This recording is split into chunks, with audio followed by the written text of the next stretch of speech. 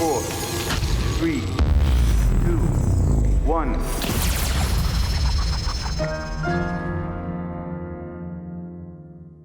أهلا وسهلا بكم في هذه المقابلة الخاصة مع سفير بعثة الاتحاد الأوروبي في العراق السيد كليمنس سمتنر. أهلا وسهلا. نبدأ من حكومة السيد علي الزيدي. التقيت حضرتك قبل أيام بالسيد الزيدي وتحدث معكم بشأن ملف مكافحة الفساد في العراق. كيف تصفون الحملة التي بدأتها الحكومة العراقية قبل نحو 5 أيام؟ Yes, we had the privilege to meet the Prime Minister. I was not alone. I met him together with the other European ambassadors here. Yeah. And it was a very good discussion with him, and it was very important to listen to him. We did not speak only about the fight against corruption. We spoke about the whole spectrum of how the European Union can support Iraq and how we can cooperate. Besides the important file of security, I think fighting corruption is one of the priorities that we support as well. As European Union, we have supported the central bank in fighting money laundering and terrorist financing, all these things. The recent campaign we've seen, I will not comment because I don't know the files on these people or anything.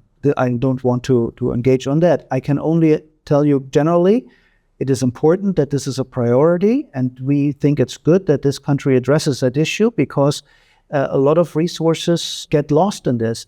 Just 2 days before this campaign started, together with the UNDP, we opened or had a panel discussion and presented a plan and a study on how the Iraqi judiciary better can collect assets that have been diverted and stolen, because it needs not only the criminal investigations, but you also need the civil investigation in order to retrieve the money.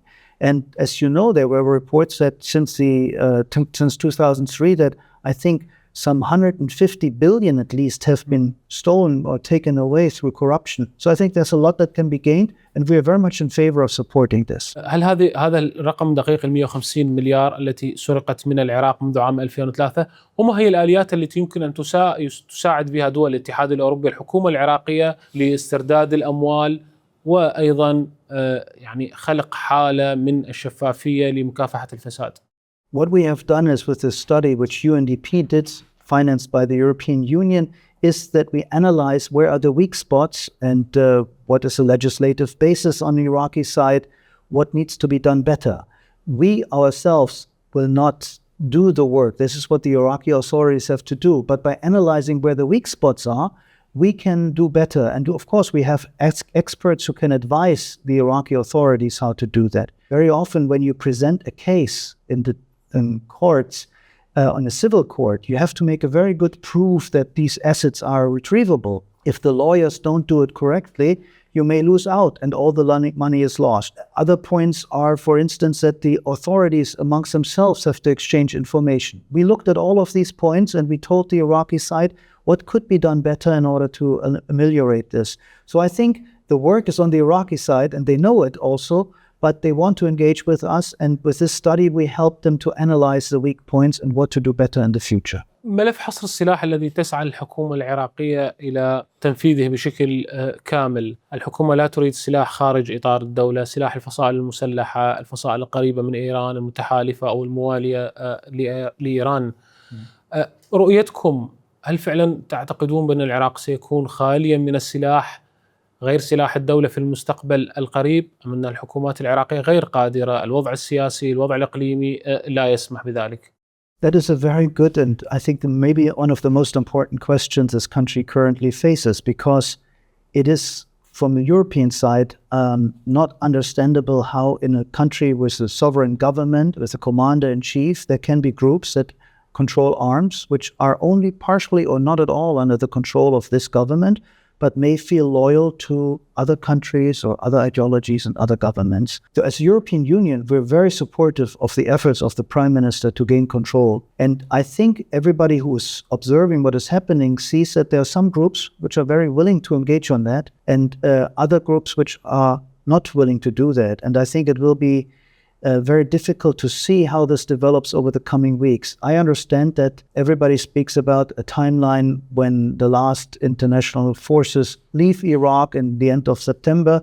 that then there will be no justification for anyone to be as an armed group outside of the structures. I think it's very important that this is being done. And overall, the security sector in Iraq needs reforms, and we as European Union have been working for quite a time now with our European advisory mission here, which is a police advisory mission, to assist the Iraqi government in reforming the security sector reform. That has nothing to do with the specific disarmament question, but it shows you that we've been engaging on the question of how to better align the security sector has been on our priority. We've been advising on an anti-terror strategy, on the national security strategy, and bringing security forces, what we call from green to blue. That means from the military side, many forces have a military mindset to a police mindset that helps also de-escalate and bring more civil control over armed forces. هل تعتقد أن هذه الفصائل التي ترفض تسليم السلاح للدولة تقوض أمن العراق، تهدد وجود الشركات الكبرى العالمية تحديدا الأوروبية؟ هل تشعرون بخطر حقيقي بسبب وجود سلاح خارج إطار الدولة أنتم كبعثات دبلوماسية؟ I think that generally these groups have no legitimacy in being armed outside the state control. What we have seen in the recent war and the conflict that happened in the region, there are neighboring countries of Iraq who say that they have been shot at from Iraqi territory. Now, this has not been the Iraqi army that has done anything like that. So who did it? That's the question. And if that is the case, that there were attacks from Iraqi territory to its neighbor, then this is against the national interest of Iraq. And it is not justifiable. And I think it's in the interest of the Iraqi government and the Iraqi people that this kind of threat and behavior is stopped. Now, you mentioned the economy and companies, and I haven't seen that there has been any threats against companies, but it is sure no company will come to this country if they cannot feel safe and that there is security. Now, there are other issues that are important for businesses, and we can talk about this later maybe. But this point is, of course, important that there is a secure environment. European member states have travel warnings for Iraq, also because of this situation. هل تورط العراق في الحرب الأمريكية الإسرائيلية الأخيرة على إيران؟ هل تورط أم ورط أم يراد له أن يدخل الحرب بشكل رسمي؟ وكيف أثر ذلك بشكل حقيقي على الوضع الاقتصادي في العراق، على قدوم الشركات، على سمعة العراق؟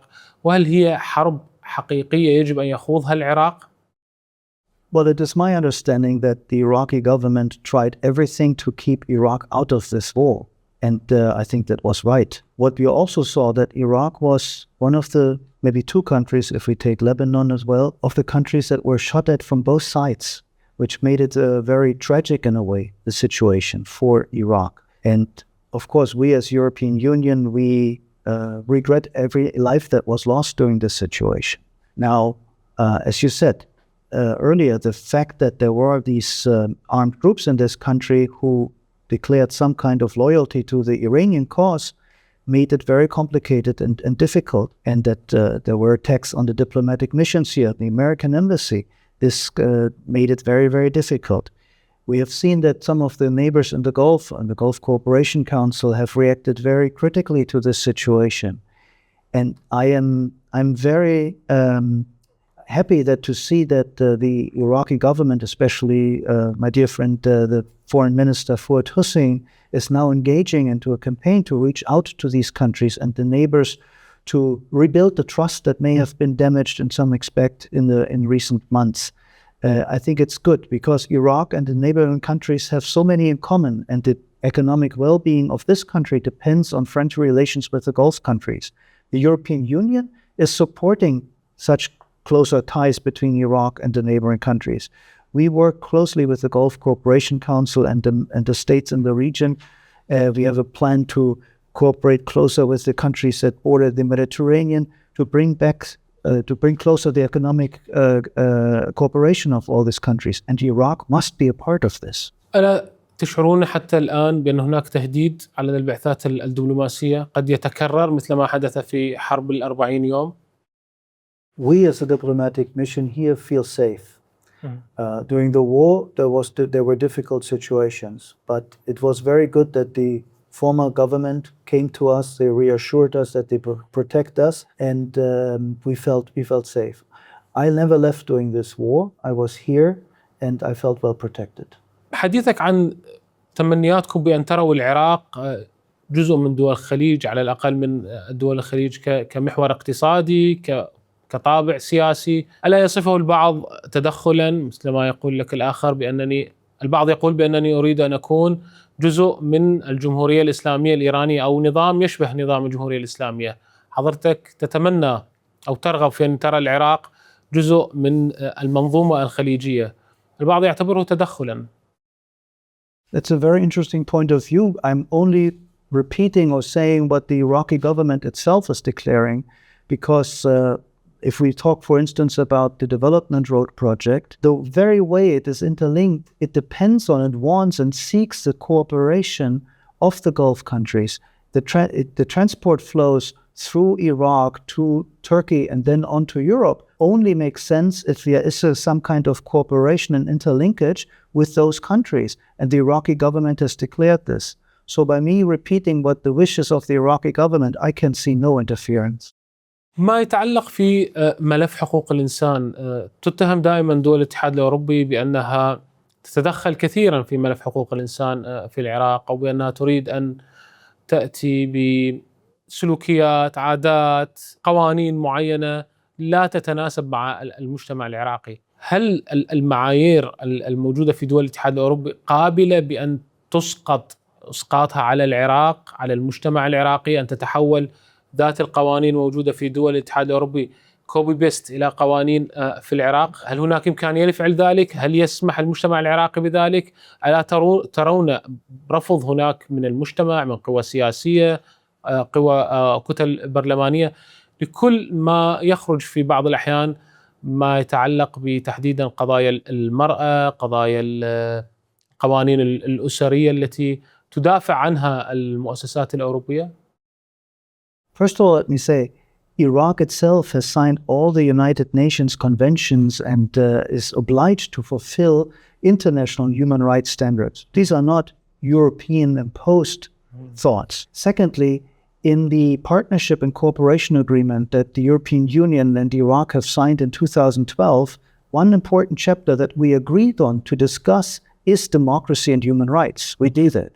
Iraq currently is a member of the UN Human Rights Council, and we seek a close dialogue on Iraq on that. So there is a basis of things we share and we want to jointly work on. And the Iraqi government wants us to cooperate with them on these topics.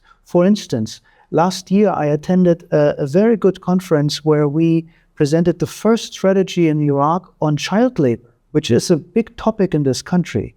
Here in Baghdad we did this. We also developed a strategy to help people with disability. These are all rights also of people. Now, you mentioned women.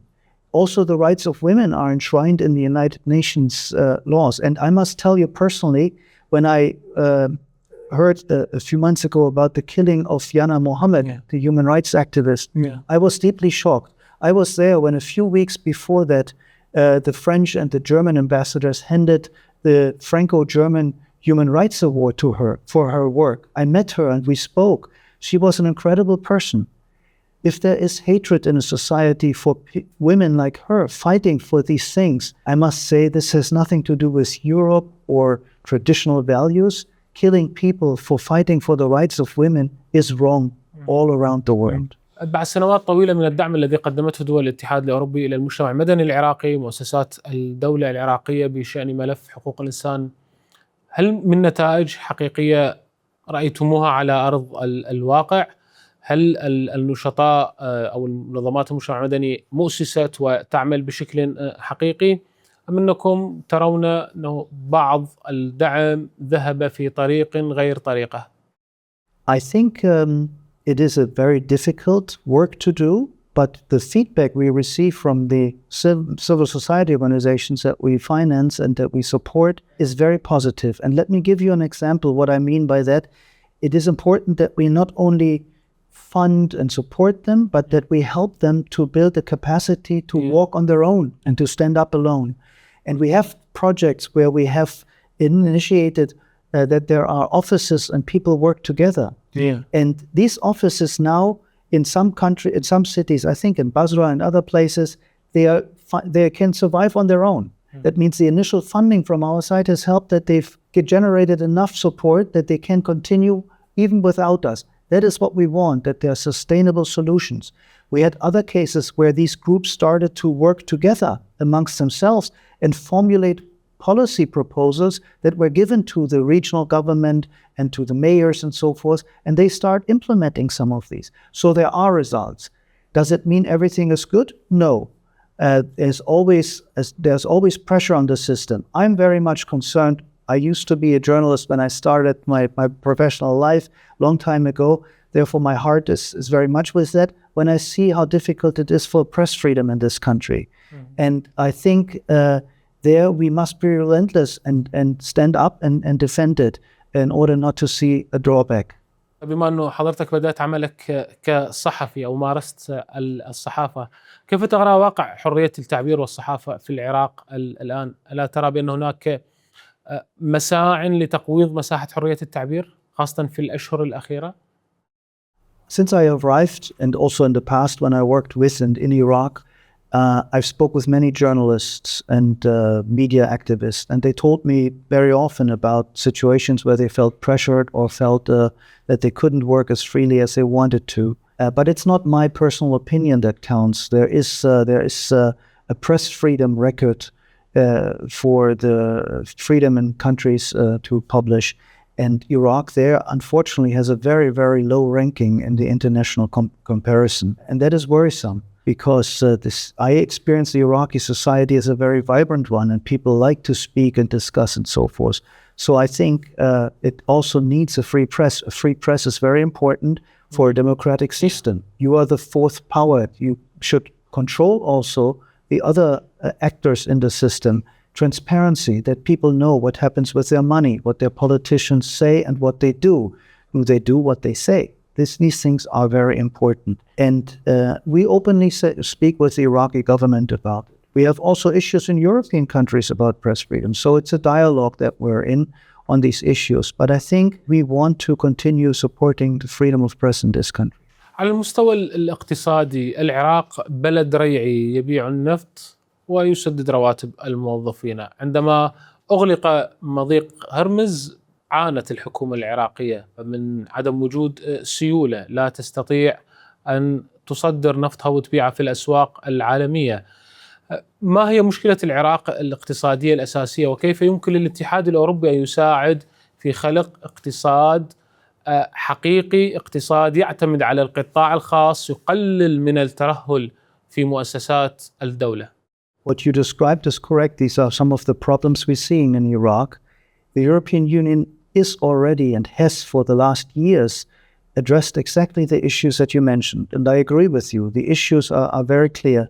There's too much dependence on oil revenue. You have a public sector which is too big.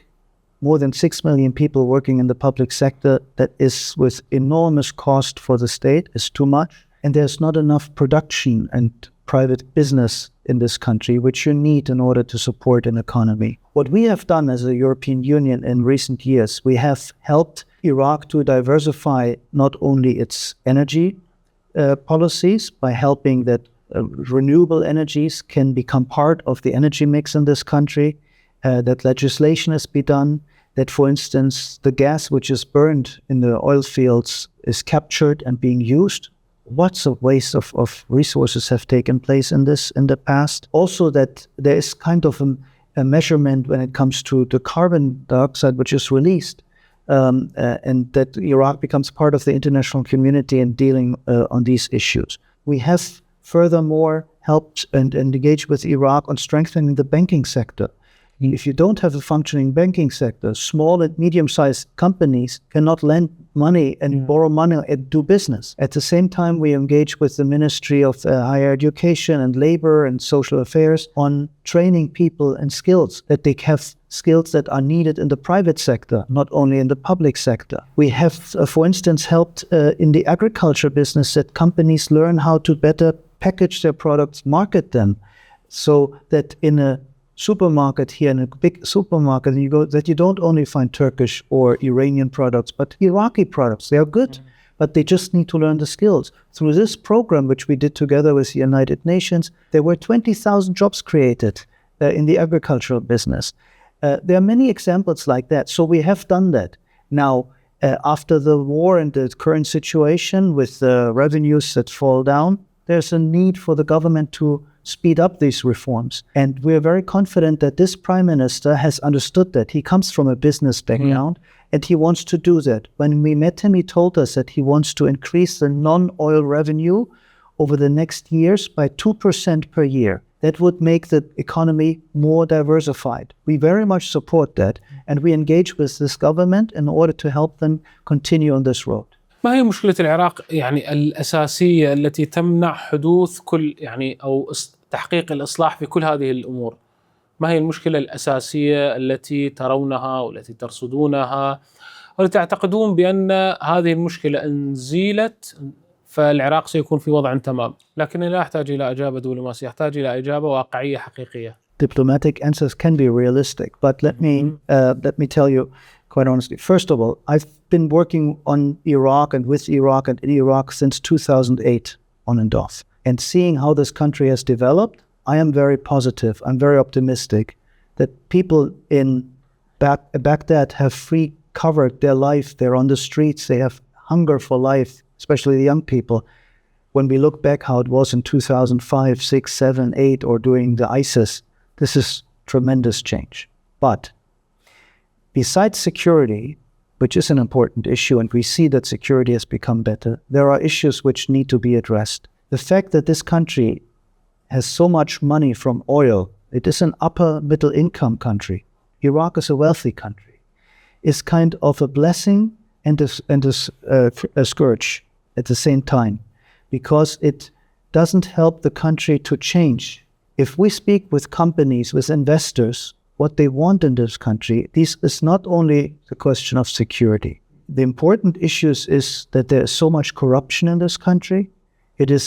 They need, what they want is that there is security when it comes to legal remedies. If you have to go to court, how it will be decided. There's an independent judiciary, that there are legal restrictions and safety networks, meaning that there's legislation. Give you one example. For now a long time in the Iraqi parliament, there's a law waiting on intellectual property rights, which is important that somebody doesn't steal your idea and uses your product and does it himself. And there are many laws and good ideas that we have worked with the Iraqi government in the past that are not being passed because some people may have interests that are not aligning with these things, but things that would help the Iraqi people. I think this country has all the possibilities to be wealthy and have a inclusive society where all profit from the wealth of this country. At the moment, that is not happening enough. We work a lot on social inclusion to bring in mechanisms that not only a few people enrich themselves, but that everybody has a benefit from this, what is happening. And we will continue to do that. I'm optimistic, but there's a lot of work that needs to be done. And the main thing is that there is conditions for companies that they feel safe to invest here in a legal terms, in terms of the courts, in terms of banking, that their money is safe and so forth. هل تعتقد بأن إيران ستتخلى عن العراق؟ The answer that Iraqi politicians always give me, that Iran will never move away. You have a border of 1,400 kilometers and the countries are neighbors. نحن نتحدث عن الجماعات الموالية لإيران المتنفذة في مؤسسات الدولة العراقية. I have the feeling that there's a new generation of politicians in this country who see that the interests of Iraq lie on a wider horizon than being so much under the control and so much influenced by Iran. The countries have close relations and that will always be there. But I don't have the impression that what Iran wants has always been beneficial for Iraq. I think Iraq has suffered a lot through Iranian policies. And I hope that we come now into a phase where there's a chance that that will change. That has nothing to do with what the people think about each other and the close relations that there are when it comes to religion or other things. But when it comes to the political perspective of Iraq, I'm very confident that this government and this new political generation looks much wider and wants to free itself from this close Iranian influence. شكرا سعادة السفير على هذه الفرصة. مشاهدينا الكرام، كنت معكم أنا مصطفى سعدون في مقابلة خاصة مع رئيس بعثة الاتحاد الأوروبي في العراق السيد كليمنس سمتنر.